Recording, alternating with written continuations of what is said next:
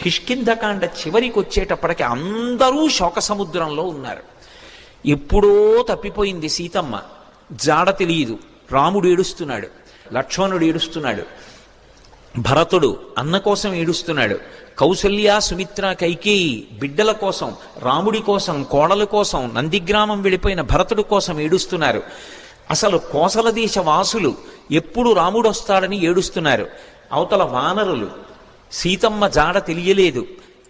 మాట ఇచ్చినటువంటి సుగ్రీవుడు సీతమ్మ జాడ కనిపెడతానన్నవాడు ఎలా కనిపెడతాడు? మాట దక్కించుకోగలడా? వానరులు ఏడుస్తున్నారు. సుగ్రీవుడు నా మాట నిలబడుతుందా? సీతమ్మ యొక్క జాడ కనిపెట్టి తేగలిగిన వాడు ఉన్నాడా? దక్షిణ దిక్కుకు వెళ్ళినటువంటి అంగదుడి నాయకత్వంలో వెళ్ళినటువంటి వానర సమూహంలో హనుమ సభ్యులు. కానీ ఆ వెళ్ళినటువంటి బృందం ఒక పెద్ద బిలంలో చిక్కుపడిపోయింది. మన కుటుంబాలు ఏమైపోతాయో, మన జాడ